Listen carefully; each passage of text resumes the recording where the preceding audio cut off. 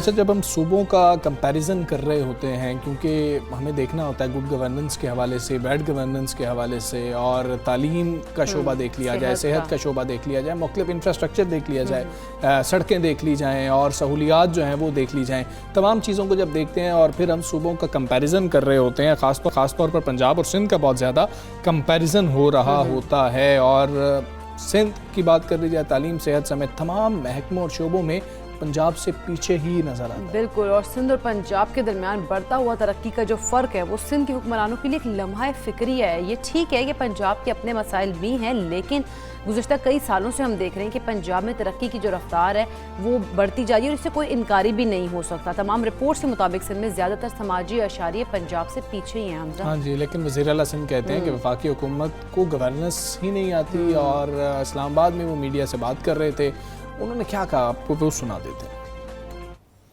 चीज़ को अपडेट करके ख़राब करके और फिर मुबारकबादी वसूल करना चाहते हैं। इस हुकूमत को गवर्नेंस नहीं आती, लेकिन हम जो भी आईनी तरीका है उसके तहत चल के आगे बढ़ना चाहते हैं। हवाओं के रुख जो है ना बिल्कुल बदल चुके हैं और ये बदले हैं। PTI के लोग अपनी ज़मानतें जब्त कराएंगे।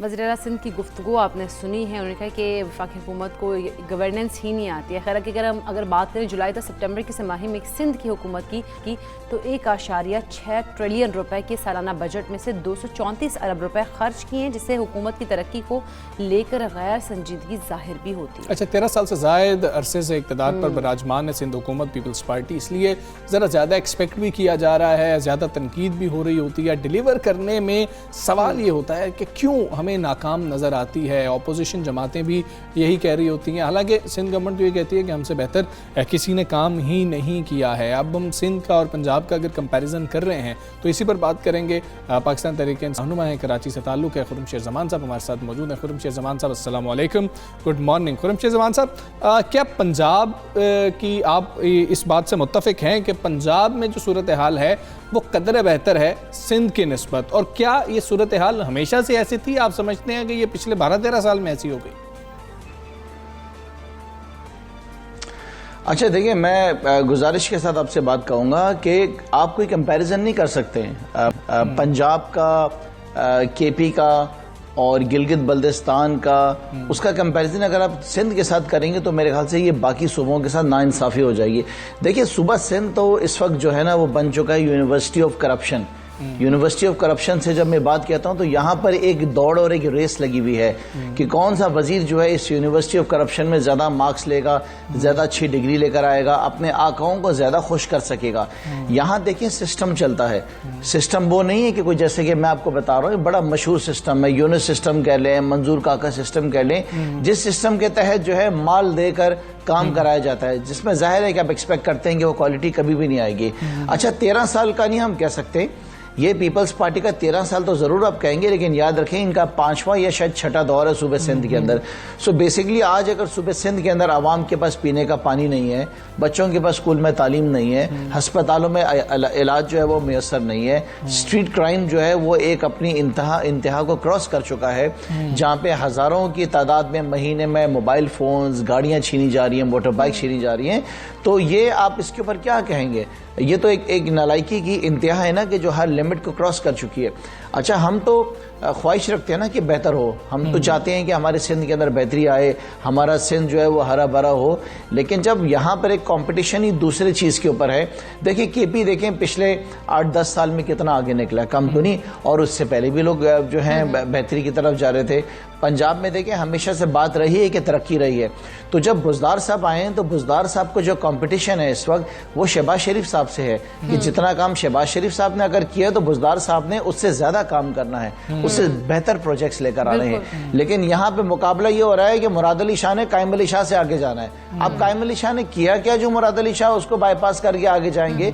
तो यहाँ पे तो कोई कंपटीशन किसी के साथ है ही नहीं। सो मैं समझता हूँ कि बहुत ही एक अफसोसनाक सूरत हाल है। खुर्रम शेर ज़मान साहब, जिस तरह से हम देखते हैं कि हर पार्टी जो है वो दावा करती है कि जो कामयाबी की ज़मानत है वो वोट है, हमने काम किया तो हमें वोट मिल रहा है। अगर सिंध हुकूमत की कारकर्दगी इतनी ही बुरी है तो फिर अवाम जो है वो सिंध की अवाम वो बार बार क्यों पीपल्स पार्टी को ही मुंतखब कर रही होती है? अच्छा देखिए आप ठीक कह रही है ना, इसमें आपकी कोई दो राय नहीं है। उसकी जिम्मेदार हम खुद हैं। आप मुझे बताएं ना कि पंजाब में इतना वोट मिला कि हमने हुकूमत बना ली, केपी में हमें बहुत वोट मिला, बेइंतहा वोट मिला, हम कश्मीर में कामयाब हो गए, और उसके साथ साथ हम गिलगित बल्तिस्तान में हुए। देखें, सिंध के अंदर अगर हम नाकाम हुए तो उसकी जिम्मेदार पाकिस्तान तहरीक इंसाफ खुद है। पाकिस्तान तहरीक इंसाफ ने 2018 के इलेक्शन के अंदर कराची से लेके हैदराबाद के आगे काम ही नहीं करा था, अपने कैंडिडेट्स खड़े नहीं किए थे, दूसरी सियासी जमातों को सपोर्ट कर दिया था। और एक हमारी, मुझे याद है, एक मीटिंग भी हुई थी और जाहिर है कि उस वक्त खान साहब ने हमसे सवाल किया कि क्या वजह है कि सिंध का जो है रिजल्ट हमारा इंटीरियर सिंध का अच्छा नहीं आया। मैंने खुद खान साहब को बताया था कि खान साहब, हमने अपने कैंडिडेट्स ही नहीं खड़े किए हैं, हमने कराची हैदराबाद से आगे हमने काम ही नहीं किया था। तो जाहिर है कि उस वक्त उनकी जिम्मेदारी बहुत ज़्यादा थी। पंजाब एक बहुत बड़ा सूबा था, केपी में जिम्मेदारियां बहुत थी, कराची के अंदर जलसे हुए। तो मैं समझता हूं कि सिंध का जो फेलियर पीटीआई का था कि हम अपनी हुकूमत नहीं बना सके, उसके जिम्मेदार हम खुद हैं। हमारी पार्टी में जिन लोगों की जिम्मेदारी थी शायद वो अपनी जिम्मेदारी उठा सके। आगे जाएंगे कराची हैदराबाद से आगे? जी बिल्कुल। देखिए, अब उस बात का एहसास करते हुए पिछले 3 साल में हमने सिंध में अपनी तंजीम में बहुत काम किया है, और आप आने वाले जो नेक्स्ट इलेक्शंस होंगे उसके अंदर आपको नजर आएगा कि सिंध के लोग किस तरीके से पीटीआई के साथ खड़े होते हैं। क्योंकि देखें कि जो कैंडिडेट्स हारे भी हैं पीपल्स पार्टी से इंटीरियर सिंध में, चाहे वो हमारी जमात के हों या दूसरी जमात के हों, आप उनका नंबर ऑफ वोट्स तो देखें जो उन्होंने हासिल किए हैं, और जो डिफरेंस है बहुत थोड़ा डिफरेंस है। सो मैं इस बात के ऊपर बड़ा यकीन रखता हूँ, मेरा ईमान है इस बात के ऊपर कि 2023 के अंदर जिस तरह पीपल्स पार्टी को हमने गिलगित बल्तिस्तान, कश्मीर, बलूचिस्तान, केपी, पंजाब से भगाया, इसी तरीके से सूबे सिंध के लोग भी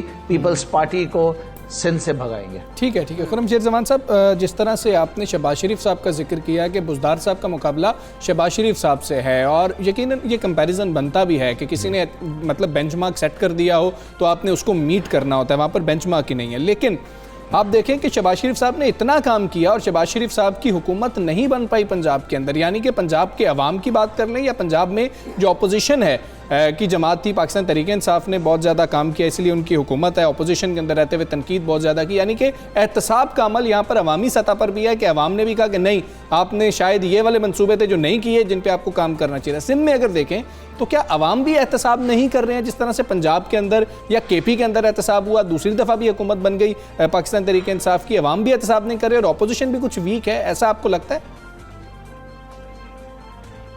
अच्छा देखिए, हुआ यह है कि पंजाब के अंदर शोहरत हासिल करने के लिए शहबाज शरीफ साहब ने जो काम करा वो सिर्फ लाहौर के अंदर काम करा और कहीं काम नहीं हुआ। पूरे पंजाब का जितना बजट था वो तकरीबन जो तरक्याती था वो 70-75% उठा के आपने लाहौर शहर के अंदर लगा दिया। आपने टीवी के ऊपर तो ज़रूर पसीराई हासिल की, ज़रूर शोहरत हासिल की, लेकिन याद रखें वो सारा का सारा काम आपका सिर्फ शायद लाहौर और सियालकोट के अंदर हुआ। पंजाब बहुत बड़ा सूबा है, छोटा नहीं है। सिंध से मेरे ख्याल से 2 या 3 गुना बड़ा सूबा है। सो सबसे बड़ा मसला जो है इनका PMLN का, मैं ये समझता हूँ ये रहा। दूसरी चीज़ ये कि देखिए, मुकाबला इमरान खान के साथ था, एक सर्टिफाइड ईमानदार आदमी के साथ मुकाबला था, वो शख्स जिसके ऊपर कोई करप्शन के इल्जामात नहीं थे, और उसके सामने PMLN और उनके जितने वजीर थे वो सब करप्शन में डूबे हुए थे। एक पूरी जो है टीवी के ऊपर जितनी मीडिया थी वो तमाम केसेस को हाईलाइट कर रही थी कि क्या क्या उनके ऊपर केसेस चल रहे हैं। सो मुकाबला जब इमरान खान और नवाज शरीफ और शहबाज शरीफ का आया और जरदारी का आया तो आपने देखा कि बहुत फ़र्क आया। रही बात सिंध की, मैं आपसे कह रहा हूँ कि हमारी गलतियों की वजह से हमने सिंध के अंदर जो है ना ये इंटीरियर सिंध के अंदर हमारे हालात हुए। नहीं तो आप मुझे बताएं, क्या कराची सूबा सिंध के अंदर नहीं आता? कराची भी सूबे सिंध का हिस्सा है। कराची में कभी कराची के अंदर भी ऐसे बहुत सारे इलाके हैं जो कि कॉलोनी बेस्ड हैं। कराची में तो पीपल्स पार्टी को पजीराई मिली नहीं। मैंने सुना नहीं आपके बात। कराची में तो पीपल्स पार्टी को खैर पजीराई उस तरह से नहीं। कभी देखिए, पीपल्स पार्टी तो मैं समझता हूं कि पीपल्स पार्टी और PMLN जो हैं ये दोनों सियासी जमातें, अब ये इनका खात्मा हो चुका है। इमरान खान का मुकाबला करने के लिए किसी नई सियासी जमात को मैं समझता हूं कि जन्म लेना पड़ेगा। इनके बस की बात नहीं है। ये एक्सपोज हो गए, इन दोनों ने एक दूसरे को खुद ही एक्सपोज कर दिया। मैं आपको एक छोटी सी एग्जाम्पल देता हूँ, तो 1 मिनट आपका लूंगा कि पिछले दिनों PDM बनने से पहले जरदारी साहब फरमाते थे कि नवाज शरीफ जो है कौमी चोर है, ये हारियों को चोर है, और अगर हमने इसको माफ कर दिया तो अल्लाह भी हमें माफ नहीं करेगा। ये मेरा अल्फाज नहीं, आसिफ अली जरदारी के अल्फाज हैं। शहबाज शरीफ कहते थे कि जरदारी में तुम्हारा पेट फाड़ के लूटा हुआ पैसा जो है करप्शन का बाहर निकालूंगा। उसके बाद ये दोनों PDM के स्टेज के ऊपर इकट्ठे खड़े हो गए। तो बेसिकली ये एक्सपोज हो गए अवाम के सामने। अवाम ने कहा ये तो दूसरे को खुद ही छोड़ के पुराने नारे तो काफ लीग के हवाले से भी याद आ जाते हैं, वो सारी बातें तो उधर से याद आ जाती हैं। चलें, अच्छी बात है कि PTI ने ये देखा कि जी कि हमने कोताही की, हमारी गलती हुई, अगर हम अपने ही उम्मीदवारों को खड़ा करते। अब पाकिस्तान तहरीक इंसाफ के पास, क्योंकि वक्त कम है, अगले इलेक्शन आने वाले हैं, अपने उम्मीदवार इंटीरियर सिंध में मौजूद हैं? जी, हमने वर्किंग ऑलरेडी स्टार्ट कर दिया। हमने अपने बहुत सारे हलकों के ऊपर ये फाइनलाइज कर दिया है कि कहाँ से एमएनए की पोजीशन से कौन खड़ा होना है, एमपीएस की पोजीशन से किसने खड़ा होना है। और सिंध के अंदर देखिए हालात बहुत ज़्यादा ख़राब है आज भी ना, एक खौफ का आलम है, एक डर का आलम है। जाहिर है जिन लोगों को हम खड़ा करेंगे वो ऐसा शख्स तो नहीं हो सकता कि वो मुकाबला ना कर सके, उससे मुकाबला करना पड़ेगा। अब आपके सामने गुंडे बदमाश हैं, आपके सामने झूठी FIR कट जाती हैं, आपकी ज़मीनों पर कब्जे हो जाते हैं, आपकी ज़मीनों से पानी को काट दिया जाता है, आपको रातों रात डाकुओं के जरिए गायब कर दिया जाता है। तो छोटा मोटा मुकाबला नहीं है, बड़ा सीरियस मामला आता है। मतलब मेरा जैसा भी शख्स अगर इंटीरियर सिंध में जाए इलेक्शन लड़ने के लिए तो मेरे लिए भी आसानी नहीं होगी। सो हमने बड़ी अच्छे तरीके से सिलेक्शन करनी है, ऐसे लोगों को लेकर आने जो इनके डर और खौफ के अंदर ना आए, क्योंकि पीपल्स पार्टी जानती है कि इनका आखिरी मौका है। अगर इनको अगर हमने हटा दिया सिंध से, ये वापस नहीं आने वाले हैं। सिंध के लोगों ने तौबा कर लिया इनसे। आप जाए ना कराची की जिना हॉस्पिटल में चले जाएं, कराची के आगा खान साउथ सिटी के बाहर आप जाएं, आपको नजर आएगा ज्यादातर लोग आपको लड़काना के मिलेंगे, दादू के मिलेंगे, नवाब शाह के मिलेंगे, सेवन के मिलेंगे। ये वो इलाके हैं जहां से आसिफ अली जरदारी, बिलावल जरदारी और मुराद अली शाह जीत कर आए हैं। तो ये चीजें साबित करती हैं। आपका वाटर कमीशन कहता है कि 70% पानी जो लोग सिंध में पीते हैं it is unfit for human consumption. अब ये मैं तो नहीं कह रहा हूँ ना, बिल्कुल ठीक है। खुर्रम जमान साहब बहुत शुक्रिया आपका, सबसे पहले पाकिस्तान से आप बात करें। और ये जब आपस में कंपैरिजन किया जा रहा होता है तो ये बड़ा अहम भी है, लेकिन क्योंकि वोट उस सूबे के लोगों ने करना है और उस सूबे के लोग क्या सोच रखते हैं, वहाँ पर अपोजिशन कितनी तगड़ी है, ये बहुत ज़्यादा मैटर कर रहा होता है। कि जिसलिए फिर पीपल्स पार्टी ख़ासतौर पर या कोई भी जमात ये कहती है कि हम काम करते हैं तभी तो हमारी हुकूमत आ जाती है, हम पिछली बार से ज्यादा सीटें लेकर इस दफा। लेकिन पाकिस्तान तहरीक इंसाफ का जो मौक़िफ़ है, जैसे खुर्रम जमान साहब ने भी कहा कि उन्होंने कहा कि हमने अपने कैंडिडेट्स उस तरह से वहाँ पे खड़े ही नहीं किए थे इलेक्शन में जिस तरह से हमें करने चाहिए थे। बड़ी अच्छी बात है, आपको अपनी कमजोरी का पता है और फिर आपको अपनी कमजोरी का पता है तो आप उस पर काम कर सकते हैं। बिल्कुल ऐसी है। उन्होंने कहा कि हम अगले इलेक्शंस के लिए हम वहाँ पे काम भी कर रहे हैं और अगले इलेक्शंस जो हैं, अगले इलेक्शंस में क्या होता है, सिंध में कौन सी गवर्नमेंट बनेगी। खैर हम अब आगे बढ़ेंगे, हम कुछ बात करेंगे सहाफ़त की, क्योंकि सहाफ़त जो है वो मुआशरे के लिए आंखों और कानों की सी अहमियत की हामिल है। मगर बदकिस्मती से आज दुनिया भर में बढ़ते हुए तशद्दुद की वजह से इस मुक़द्दस पेशे से ताल्लुक़ रखने वाले अफराद गैर महफूज हो चुके हैं। अच्छा जी, 2013 से अक़वाम मुत्तहिदा सच को सच लिखने वाले और झूठ का पर्दा चाक करने वाले सहाफ़ियों के खिलाफ जराइम के लिए इस्तिस्ना के खात्मे का आलमी दिन आज मना रही है। और इस दिन का मकसद दुनिया में सहाफ़ियों की अहमियत को उजागर करना है और रियासत को उनकी हिफाजत को यकीनी बनाने की ताक़ीद। बिल्कुल ऐसी है, चाहे वो कश्मीर में जारी भारतीय बर्बरियत हो या फ़लस्तीन में जारी इसराइली जुल्म हो, दुनिया के तमाम शुबाह ज़िंदगी के तमाम तर ख़बरें पहुँचाने में अहम किरदार जो है वो सहाफ़ियों का ही है। तो फिर उनकी जो सेफ्टी है उसको भी, उस सेफ्टी को बहुत ज़्यादा यकीनी बनाना गवर्नमेंट ही की जिम्मेदारी है। बिल्कुल ऐसे ही। अच्छा, सर्दी हो, गर्मी हो, कोई सिचुएशन हो, अच्छा पाकिस्तान में दहशतगर्दी की एक लहर थी, ब्लास्ट हुआ करते थे, बहुत ज़्यादा हालात ख़राब थे। हम 2005 से लेकर 10-12 तक की अगर खुसूसी तौर पर बात कर लें तो बहुत बुरी सूरत हाल थी। उस वक्त भी कवरेज हो रही होती थी, कोई सूरत हाल हो सहाफ़ी पहली सफ़ में खड़े होते थे। तो जो हम सहाफ़ी हैं हम देख रहे होते हैं कि सहाफ़ी सबसे मतलब पहले वही खड़े होते हैं, वही कवर कर रहे होते हैं उस इवेंट को। ये आसान नहीं है। एग्जैक्टली, बिल्कुल भी आसान आपको घर बैठे अगर खबर पहुंच रही है तो आपके लिए तो बहुत आसानी है, टीवी ऑन किया और आपको पता लग गया, लेकिन ये आसान काम नहीं है। हमजा, अगर कोई ऐसी सिचुएशन हो जो इमरजेंसी की, अगर कोई पे आग लग गई है खुदा ना खास्ता, तो फिर वहाँ पे ये होता है कि सहाफ़ी पहले पहुंचे होते हैं, तो वहाँ पे अक्सर रिपोर्ट की होती है कि वो जो फायर फाइटर्स है वो नहीं पहुंचे हैं, यानी कि सबसे पहले जो है वो एक सहाफ़ी है वो उस जगह पे पहुंचा होता है। और मतलब आप देखेंगे अपने आप को इतनी जान को खतरे में डाल के वो वहाँ पहुँचता है, अपनी जिम्मेदारियाँ पूरी कर रहे होते हैं। फिर करप्शन की ख़बरें हों, कोई और क्राइम की ख़बरें हों, ख़ासतौर पर जहाँ पर सहाफ़ियों की ज़िंदगियों को ख़तरात लाहक होते हैं, बहुत ज़्यादा स्ट्रॉन्ग लोग होते हैं जिनके ख़िलाफ़ ये ख़बरें होती हैं, सहाफ़ी अपनी ज़िंदगी की परवाह किए बगैर ये ख़बर आपके सामने ला रहा होता है, तो फिर हुकूमतों की ज़िम्मेदारी बढ़ जाती है कि उनको सिक्योरिटी भी दी जाए। तो ये आलमी दिन मनाया जा रहा है, जिस हवाले से हमने आपको बताया। कुछ फ़ज़ा की बात कर लेंगे, ख़ासतौर पर लाहौर की फ़ज़ा की। लाहौर ने जी टॉप कर लिया। बिल्कुल, और ये कोई अच्छी बात नहीं है कि जिस चीज़ में उन्होंने टॉप किया। लाहौर में फ़ज़ाई आलूदगी में ख़तरनाक हद तक इजाफा हो गया और पंजाब के सूबाई दारुल अगर लाहौर की बात करें, जिसका हमजा कह टॉप किया, तो वो टॉप अच्छी चीज़ में नहीं किया। दुनिया भर में अगर हम बात करें तो लाहौर जो स्मोक के हवाले से आलूदा, एक तरफ पाकिस्तान की कारकर्दगी ऊपर जा रही है, दूसरी तरफ लाहौर की कारकर्दगी जो है वो स्मोक के लिहाज से ऊपर जाती है, हवाले से ऊपर आ रही है। और लाहौर में एयर क्वालिटी इंडेक्स जो है वो 397 तक पहुँच गया। हाँ जी, गुज़श्ता रोज़ की हम बात कर रहे हैं कि जो रिपोर्ट किया गया था, देखा जाए तो सिर्फ लाहौर नहीं बल्कि सारे पाकिस्तान की फ़ज़ा 12 महीनों की बात कर ले शदीद हमें जो है ना फ़ज़ाई आलूदगी का सामना रहता है। दुनिया के ममालिक की अगर बात कर लें औसत उम्र देखी जाए तो पाकिस्तान का नंबर 150 है। अच्छा, हमारी ये औसत उम्र जो है वो दुनिया के बेशतर ममालिक से 20-25 बरस कम होने की वजूहात में सर फहरिस्त हमारे मुल्क की फ़ज़ाई आलूदगी भी है। इसी वाले से हम बात भी करेंगे। हमारे साथ मौजूद है साजिद बशीर साहब, तर्जुमान है महकमा तहफ़्फ़ुज़ माहौलियात के। अस्सलाम वालेकुम, गुड मॉर्निंग साजिद बशीर साहब। अगर हम बात करें गुज़श्ता कई सालों से हम देख रहे हैं कि स्मोक पर काबू पाने के इक़दाम का ऐलान होता आ रहा है, लेकिन अब फिर से हम लाहौर की अगर सूरत हाल देखें तो दुनिया का आलूदा तरीन शहर जो है उसमें कंसीडर किया जा रहा है। इस पर क्या कहेंगे आप? देखिए जी, पिछले कई सालों से जब से स्मोक का सीजन स्टार्ट हुआ है तो आपको पता है इसके अंदर किसी एक डिपार्टमेंट की कोऑर्डिनेशन नहीं है। इसमें सब डिपार्टमेंट से अपना रोल प्ले कर रहे हैं। ट्रांसपोर्ट का भी कंट्रीब्यूशन है, स्ट्रबल बर्निंग का भी कंट्रीब्यूशन है, इंडस्ट्री का भी कंट्रीब्यूशन है। तो इस लाए अमल को आहिस्ता आहिस्ता समझ कर अब चीज़ों पर काबू पाया जा रहा है। और इस दफ़ा आप देखें कि स्मोक का जो रेशियो है बनिस्बत पिछले सालों की निस्बत कम है। और हम इसके ऊपर जो एक स्ट्रेटजी बनाई हुई थी उसके तहत हम राउंड द ईयर, हम ये नहीं कि हम सिर्फ स्मोक का वेट कर रहे थे, हम लोग राउंड द ईयर जनवरी 1 से लेकर टिल डेट अभी तक हम लोग इंडस्ट्रीज के खिलाफ कार्रवाइयां भी कर रहे हैं, ब्रेकिंग्स भी देख रहे हैं, बाकी भी जो एलिमेंट्स हैं उनको भी देख रहे हैं। और हमारे लॉज के अंदर भी जहां जहां फ्लॉज थे, यानी कि जहां हमें लगता था कि हम लोग वीक हैं, उसके लिए भी हमने अमेंडमेंट्स प्रपोज करके तो लॉ डिपार्टमेंट ये बताएं कि इस वक्त कौन कौन से अवामिल हैं जो स्मोक का बायस बन रहे हैं और इस स्मोक पर काबू पाने में आम शहरी क्या किरदार अदा कर सकता है? बेसिकली देखें जी, इसके अंदर तो कंट्रीब्यूट हर चीज़ ही कर रही है। धुआं भी कर रहा है, गाड़ियों का धुआं भी कर रहा है, इंडस्ट्री का धुआं भी कर रहा है। उसके बाद जो स्ट्रबल बर्निंग हो रही है वो कर रही है। फिर जो लोग शहर के अंदर कूड़ों को जगह जगह ढेर को आग लगाते हैं वो कर रहा है। फिर जो हम लोग अपने इलाकों की, अपने कारोबारी जगहों की, ये सड़कों की हम लोग सफाई का ख्याल नहीं रख रहे हैं, अब पानी का छिड़काव नहीं करते, पौधों की कमी हो रही है, दरख्त इतने कट गए हैं। तो ये सारी चीज़ों ने मिलकर इसके अंदर अपना रोल प्ले किया है। और स्मोक किसी एक वजह से नहीं, ये सारी वजूहात के मिलने के बाद जो है ये स्मोक अपना रोल जो है वो अपना आप जो है हमें शहरियों को बता रही है। तो हमें इसको, अगर हमने इसको कवर अप करना है, चीज़ों को बेहतरी की तरफ लाना है, तो जिसको आप कहते हैं ग्रास रूट लेवल से लेके इंडस्ट्रियल लेवल तक, या एक ऑर्डिनरी बंदे से लेके सरकारी आदमी तक, हर बंदे को अपना अपना रोल प्ले करना होगा।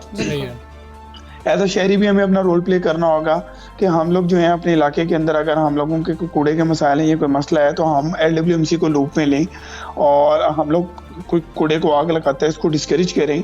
फिर जहाँ पर हमारे एरियाज के अंदर अबेंडन जगह पड़ी हुई है वहाँ पर हमको प्लांटेशन करवा दें, कोई हम घास वगैरह लगवा दें। इसी तरह हम अपनी कमर्शियल मार्केट्स में भी जैसे रीज़न पेश किया जाता है कि स्मोक की कि भारतीय पंजाब में आलूदगी जो है वो भी एक बड़ा फैक्टर है पंजाब और लाहौर में स्मोक का। तो आप समझते हैं कि बात दुरुस्त है? देखिए, वो भी एक एलिमेंट है इसका, क्योंकि देखो स्मोक अगर किसी जगह पर डेंस हुई है, ठीक है, और एयर क्वालिटी इंडेक्स 400 या 500 के करीब है, और ऐसे में अगर हवा चलती है और उस हवा की डायरेक्शन हमारी तरफ की होती है तो ऑब्वियसली उसके साथ भी थोड़ा बहुत जो है इसका इम्पैक्ट आता है, बिल्कुल। और आप अगर स्पार्को की वेबसाइट पर जाएंगे तो आपको जो सैटेलाइट इमेजेस हैं उसके अंदर जो रेड इंडिकेशन है वो सारी की सारी इसी को करती है कि ये जो स्मोक जो ट्रेवल करके भी आता है उसको भी वो इंडिकेट करता है। ठीक है साहिब साहब, ये बता दें कि लाहौर में खुसूसी तौर पर फैसलाबाद की बात कर ली जाए, फैसलाबाद भी तीसरे चौथे नंबर पर रहता है, दूसरे नंबर पर भी आ गया था। स्मोक पर काबू पाने के लिए महकमा माहौलियात की जानिब से क्या इकदाम उठाए जा रहे हैं और कब तक हम ये समझ सकते हैं कि स्मोक में हम कमी देखेंगे? बेसिकली देखिए, गवर्नमेंट इसके ऊपर हर तरह की मेजर्स ले रही है। सारे डिपार्टमेंट से एक कोऑर्डिनेशन के अंदर काम कर रहे हैं। Transport department, agriculture, environment department, PDM इसको देख रहा है। डिस्ट्रिक्ट गवर्नमेंट्स अपना रोल प्ले कर रही हैं। तो वक्त के साथ साथ है, एक तो ट्रांसपोर्ट और ट्रैफिक के जितने मसले मसाइल हैं हमें विद इन द सिटी उसको हैंडल करना पड़ेगा। दूसरा, हमें ये जो कूड़े को लोग जलाते हैं डिफरेंट जगहों के ऊपर, एक इस चीज़ को डिस्करेज करना होगा। और तीसरा, इंडस्ट्रीज ऐसी जिन्होंने स्मोक एमिशन कंट्रोल का अपना इक्विपमेंट नहीं लगाया हुआ, तो इनको हमें पका इनका एक सोल्यूशन करके, लॉ में अमेंडमेंट करके, तो हमने इनको ऑपरेशन नहीं करने देना। तो जब ये 3-4 स्टेप्स के ऊपर हम लोग आ जाएंगे तो इंशाल्लाह ग्रेजुअली जो है स्मोक में कमी भी आएगी। बाकी रह जाती बात शबल बर्निंग की, और जो हवा के साथ ये स्मोक ट्रेवल करती है अमृतसर साइड से या बाकी साइड से, तो उसमें भी इंशाल्लाह बेहतरी आ सकती है अगर हम किसानों को भी मजीद सेंसिटाइज करें। अच्छा ठीक है, साहिब बशीर साहब बताइएगा कि हमने देखा है कि हर साल गंदम की कटाई के बाद जो किसान है वो जो उन किसानों की जानिब से ये किया जाता है कि जो फसलों की बाकियात होती हैं उनको आग लगा दी जाती है। तो लाहौर के मुज़फ़्फ़र में अगर हम देखें तो इस साल भी आग लगाई गई। तो हुकूमत कहती है कि इनके खिलाफ इक़दाम किए जाएंगे, लेकिन कार्रवाई हम देखते हैं कि नहीं हो रही। तो हुकूमत सख्त एक्शन क्यों नहीं ले रही है? पंजाब का 70% हिस्सा जो है ना वो रूरल एरियाज है, एग्रीकल्चर लैंड है, और पूरे पंजाब के अंदर अब 70% जो भी जगह है, थोड़ा बहुत टाइम का लैप्स का फ़र्क आता है 8-10 दिन का, तो मूंजी की कटाई, जो चावल की कटाई है वो बैक वक्त सब जगहों पे जारी होती है। और इसके फौरी बाद चूंकि इन्होंने गंदम की बिजाई करनी होती है, तो अब किसान के पास इतने पैसे तो है नहीं है कि वो रूटावेटर या तवियों के साथ इसको करवाए, तो उसके लिए बेहतरीन हाल यही होता है कि वो उसको आग लगा दें। तो अब आप देखें कि 70% पंजाब को अगर आग लगी होगी बैक वक्त, तो उसका क्या इम्पैक्ट आएगा। तो इसके ऊपर मैं तो ये कहना चाहूँगा कि एग्रीकल्चर डिपार्टमेंट को चाहिए कि हर गांव के अंदर एक गांव के लेवल के ऊपर एक कमेटी बनाए, जिसमें नंबरदार हो, तहसीलदार हो, पटवारी हो, गाँव का हेल्थ वर्कर या health worker, lady health worker हो, हेड मास्टर हो, और ये सारे लोग मिलकर अपने गांव के लोगों को समझाएं कि यार देखो, अगर तुम लोग शबल बर्निंग करोगे या आग लगाओगे तो हम खुद जो है, कोई दफा 144 तो लगी हुई है, तो हम खुद तुम्हारे खिलाफ कानूनी कार्रवाई के लिए पुलिस को इस्तगासा भेजेंगे। और जब गांव लेवल के ऊपर ये कमेटियां बनी होंगी तो मेरे ख्याल में इस चीज को हैंडल करना ज्यादा आसान होगा बनिस्बत के खाली एग्रीकल्चर डिपार्टमेंट इसको हैंडल करे।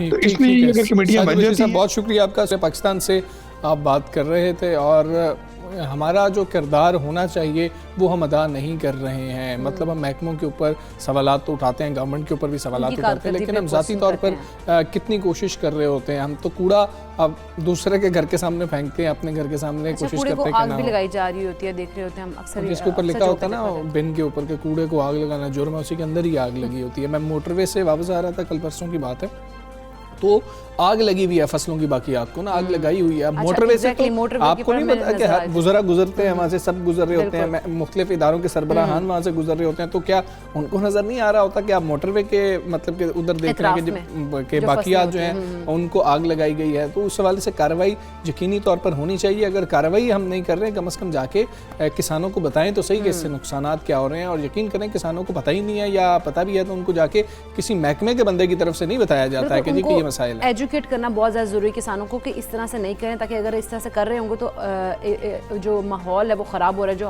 हवा है वो आलूदा हो रही है। तो इस तरह की अगर एजुकेशन हम किसानों को प्रोवाइड करें तो यकीनी तौर पर हम लोग रिजल्ट जो हम लोगों को डिफरेंट नजर आए, बजाय इसके कि हमें इतनी ज़्यादा स्मोक का सामना ना करना पड़े। ब्रेक लेते हैं, ब्रेक के बाद वापस आते हैं। Stay with us.